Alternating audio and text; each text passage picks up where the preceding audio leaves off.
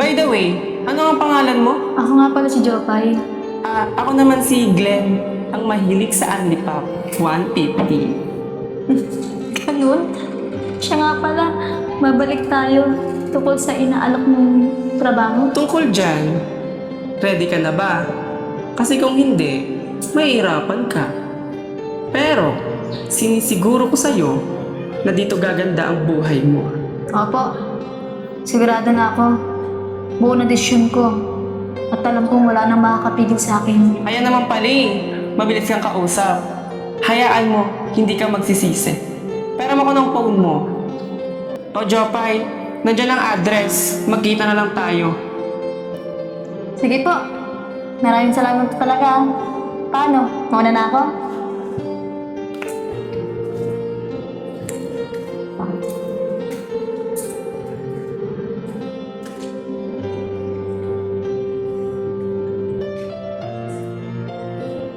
Ito na yung sinasabi ko kay Madam. Magugulat siya. Darating na ang swerte namin.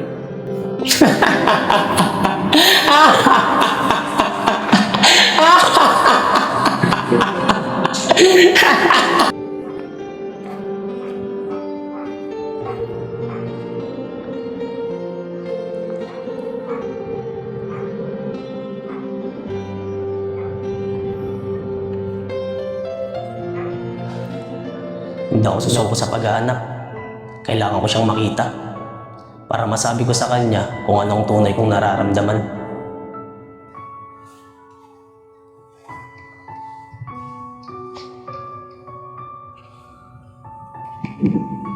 Uy, kwento ng isang babae, tulog sa umaga, gising sa gabi. Ang kanyang mukha'y puno ng kolorete. Sa lugar ng ilaw ay patay sindi. Oh. Simulan natin ang istorya. Hey, sana tama tong decision ko.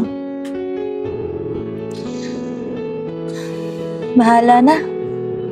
Ito na lang kasi ang alam kong paraan para kumita ako ng malaki.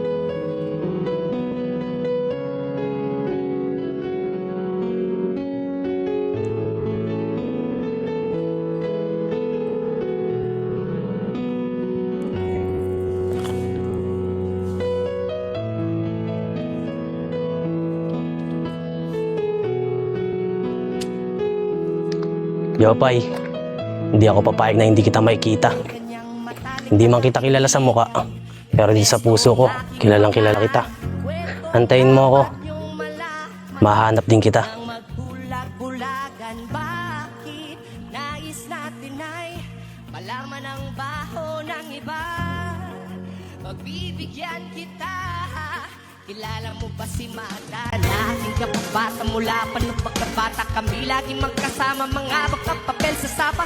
Kanyang ngiti lumiliwanag ang paligid at pag siya'y dumadaan, mga leeg ay kumikilipit. Lubot ng ganda noong siya ay nagdalaga. Tuwing kausap ko na malimit akong tulala, kahit may nararamdaman, binilit kong isara ang bibig, ang bitin ng puso para sa kanya at sa sayawan. Matapos kaming makapagtapos, kahit pinawi sa mukha ako'y nagpunas ng pulbot. Kahit parang hindi bantay, nagmamadaling inila, pinakilala niya lalaki na taga Maynila. Magdalena, nung problema, alam naman natin na dati kang nena.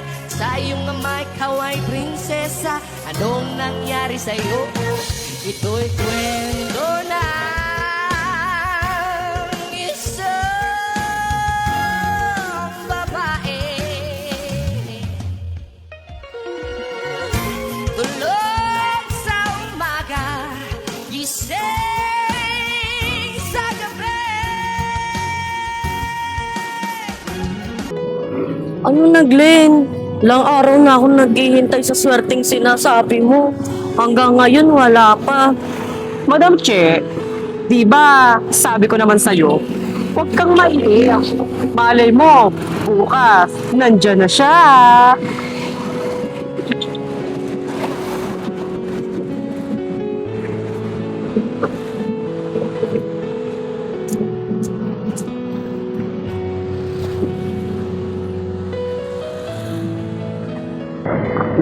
Madam Che, saan naman ba tayo pupunta? Saan pa ba? Eh di sa kumari ko ulit. Alam nyo namang medyo mahina pa sa pwesto. Kaya makikipwesto ulit tayo. Ah, kaya pala wala kayo nakaraan sa pwesto. Umalis na naman kayo. Hindi nyo man naka-uniform. Baka makasaril talaga kayo. Madam, grabe pala sa kumari mo, no? Nilakas ng negosyo. Ang daming customer.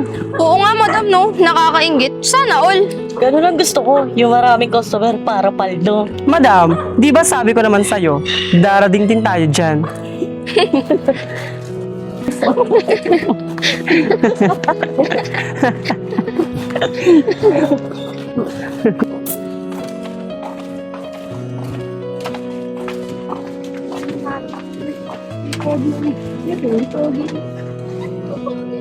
Walang dino to.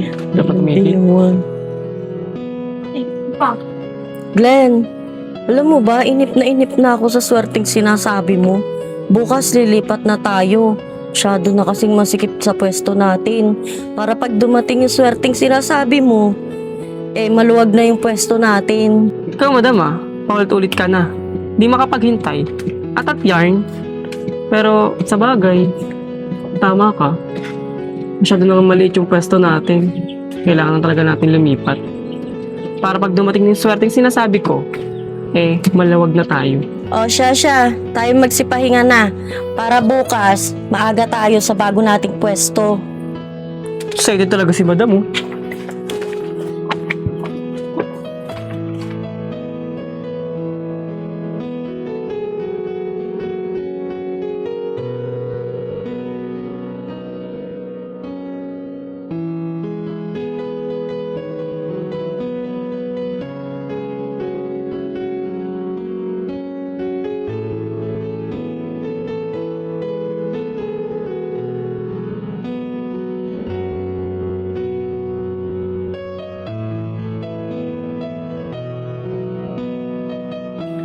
Wow, madam! Ang ganda naman dito!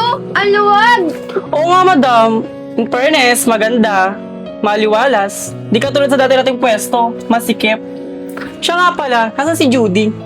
Nagpaiwan muna sa luma nating pwesto. Alam nyo naman yung rep natin, marami pa pagkain. Pansin nyo ba? Namamayat si Judy.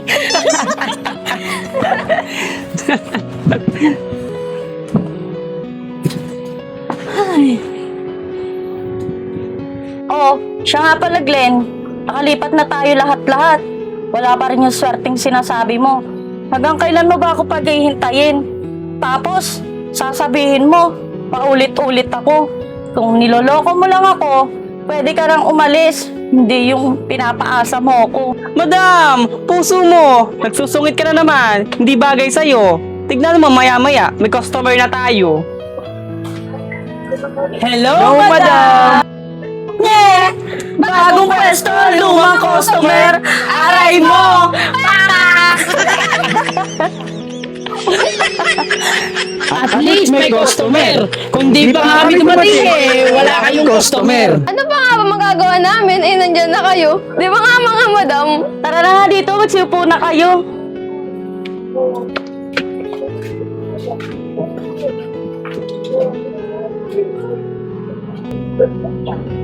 Madam, gumaganda ka yata. Baka pwede, ikaw na muna ang itable ko ngayon. Nyeta, dami-dami nyo pwede pagtripan. Ako pa talaga, pagkukonyatan ko kayong tatlo eh. Glenn, ikaw nga dito.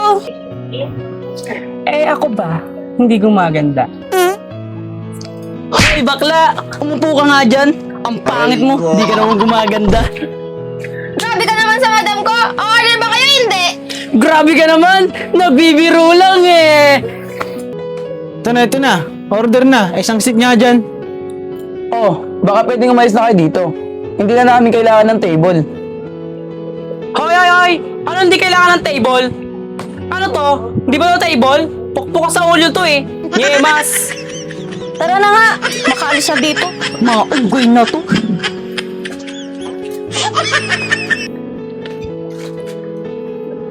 Kaya kasi, puro kayo kalukuhan eh. Imbis na may kasama tayo dito eh. Ang tuloy, umalis. Paano hindi aalis? Pinaalis na ito minsan. Bakit ako? Kayo rin naman ah. Mag-inom na lang tayo. Oh! Pare, ba't ka ganun? Dami-dami natin napuntahan eh. Ba't dito po tayo napadpad? Ano mga sir? Sunset pa ba? Tao po, Madam Glenn.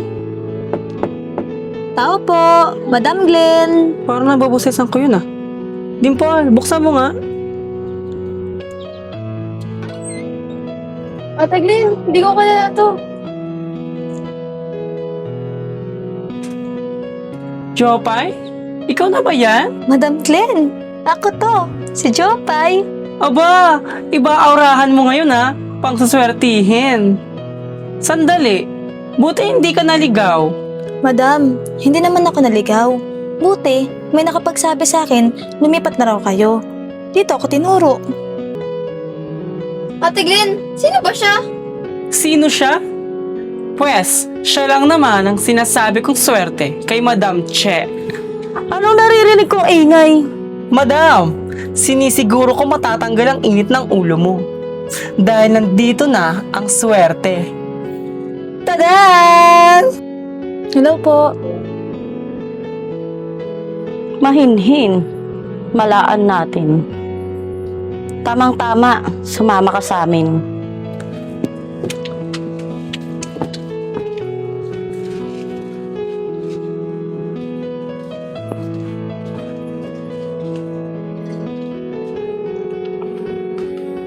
Aba, tulog na ang mga mokong.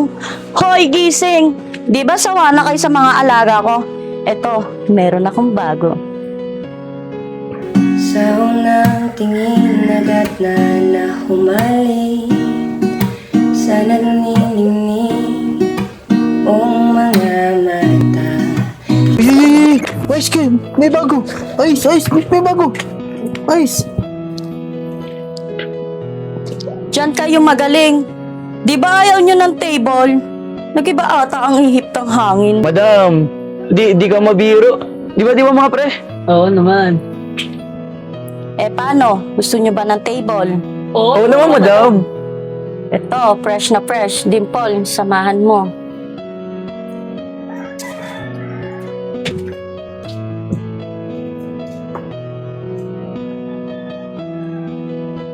Jopay, ako nga pala si Dimple. Magkakapagpalo ako sa mga yan, ha? Mga kuripot yan. Ganun ba? Sige, ikaw nang bahala sa akin ha. Tulungan mo ako kung paano tumiskarte. Guys, Jopay nga pala. Ako nga pala si Sige lang, ako muna! Ako muna!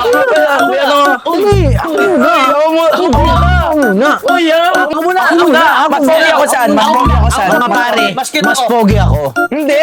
Pare, mas pogi ako. Mas pogi ako. Saan? Ako muna isa. Ako sila. Ako sa nabumawi.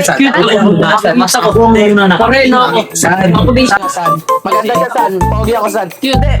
Ako muna. Saan? Pogi saan? Babagi ako muna kanya. Ako muna kasi. Pwede mo tumigil muna kayo dalawa. Ako muna. Hindi. Hindi. Ako muna saan? Saan?